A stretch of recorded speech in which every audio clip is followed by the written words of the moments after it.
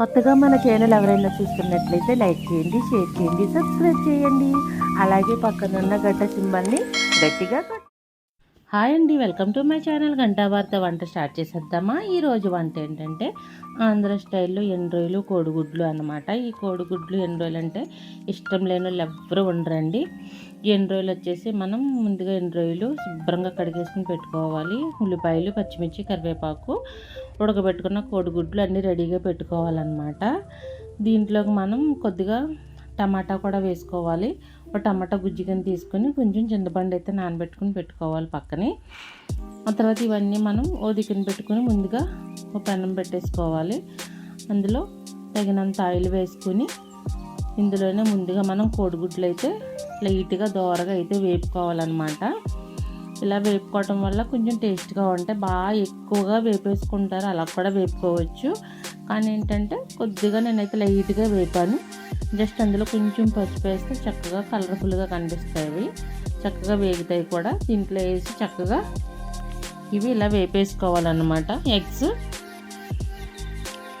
అయితే కొంచెం ఒక్కొక్కసారి పేలిపోతాయండి, జాగ్రత్తగా దూరంగా ఉండి ఆయిల్ దగ్గర చూసుకొని వేపుకోవాలన్నమాట. ఇలా వేపేసాం కదండి, ఇవి వేపేసినప్పుడు ఇందులోనే మనం ముందుగా బాగా చేసి పెట్టుకున్న ఎండ్రోయిలు ఉన్నాయి కదా, అవి అయితే ఇందులో వేసేసుకోవాలి. ఎప్పుడైనా సరే ఎండ్రోయిలు కోడిగుడ్లు వండుకున్నప్పుడు ఎండ్రోయిలు నూనెలో జస్ట్ ఇలా వేపుకుంటే చాలా కమ్మగా ఉంటుంది అన్నమాట కూర. మనకు చికెను మటను కూడా ఎందుకు పనికిరాదన్నమాట ఈ కూర ముందు. మనం కొద్దిగా తినేవాళ్ళు కూడా అన్నం ఎక్కువ తినేస్తారు. ఈ అన్నం ఎంత తింటున్నామో కూడా తెలియదండి, కర్రీ అంత బాగుంటుంది ఇది. ఇప్పుడు చేయని వాళ్ళు ఒకసారి ట్రై చేయండి, చాలా బాగుంటుంది ఎండ్రోయిలు గుడ్లు కూర. కోడిగుడ్లు వేసుకోకపోయినా ఉత్తిగా ఉల్లిపాయలతో కూడా ఇలా చేసేసుకుని తినేయచ్చు. కోడిగుడ్లు వేసుకోవాలని రూల్ ఏమీ లేదు. ఏమీ లేనప్పుడు మనం ఎండ్రోయిలు ఉల్లిపాయలు చక్కగా ఎలా వేగించుకుని తినేయచ్చు అనమాట. అంత బాగుంటుంది కర్రీ ఇది. ఇందులో కొద్దిగా కరివేపాకు కూడా వేసేసుకోవాలి.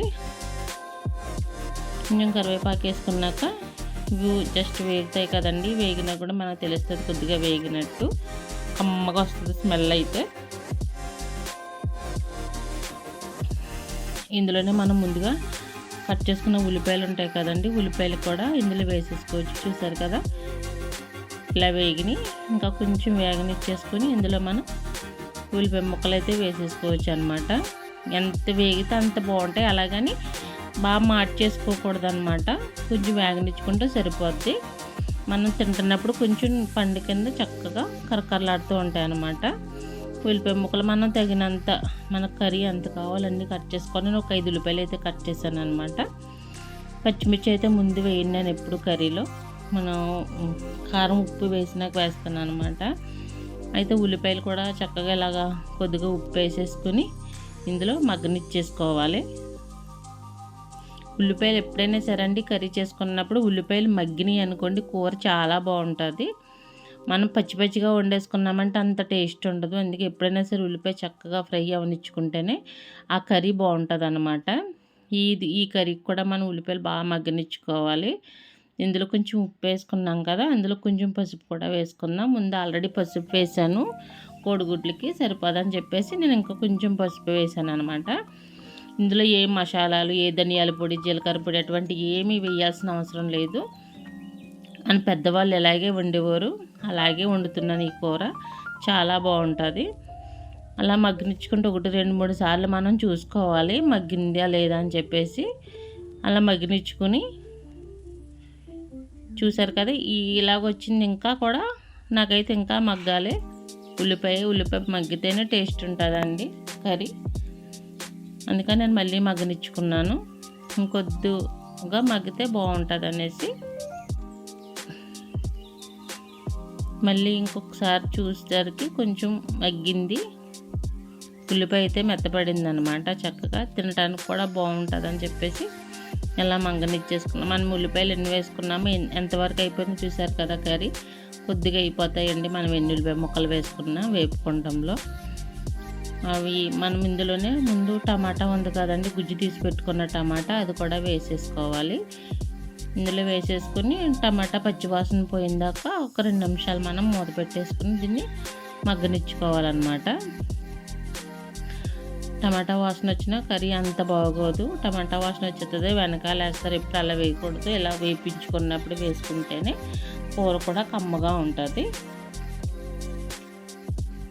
తర్వాత మూత తీసి చూసుకుంటే టమాటాతో కూడా చక్కగా మగ్గిపోయింది కదా. సూపర్ ఉంటుందండి కర్రీ. మీరు ఒకసారి తప్పక ట్రై చేయండి. ఎప్పుడు తినని వాళ్ళు మీరు ట్రై చేయండి. తెలియని వాళ్ళు అంటూ లేరనుకోండి కర్రీ, కానీ తెలియని వాళ్ళు ఉంటారు కదా కొంతమంది అక్కడక్కడ, వాళ్ళ కోసం అనమాట. ఇందులో మనం తగినంత కారం అయితే వేసుకోవాలి. కారం తక్కువ తిన్న వాళ్ళు తక్కువ వేసుకోండి, ఎక్కువ తినేవాళ్ళు కొంచెం ఎక్కువ వేసుకోండి, బాగుంటుంది. నేనైతే 2 స్పూన్లు వేసాను అనమాట.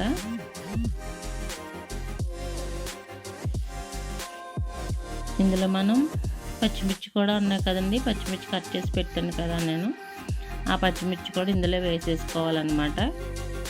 ముందుగా వేసామంటే ఈ పేస్ట్ కింద అయిపోతాయి. ఈ కర్రీలో మనం అన్నంలో చక్కగా ఒక పచ్చిమిర్చి వేసుకొని తింటుంటే చాలా టేస్ట్గా ఉంటుంది. కర్రీలో చక్కగా అన్నీ పట్టి ఉప్పు కారం పట్టి ఉంటాయి అన్నమాట, బాగుంటాయి పచ్చిమిర్చి ఇలా తింటే. ఇందులో కొంచెం వాటర్ వేసేసుకొని కోడిగుడ్లు ముందుగా మనం వేపి పెట్టుకున్నాం కదా, అవి కూడా ఇందులో వేసేసుకోవాలన్నమాట. అవి చక్కగా పులుసు పడుతుంది అన్నమాట గుడ్లకి. మీరు కావాలంటే ఏదన్నా చాకు పెట్టి కూడా దాన్ని చేసుకుని పెట్టుకోవచ్చు ఎగ్స్కి. నేనైతే ఏం చేయలేదు, అలా ఉంచాను, ఎందుకంటే ఆల్రెడీ పగిలినాయండి గుడ్లు, అందుకు అందులోకి రసం దిగుద్ది.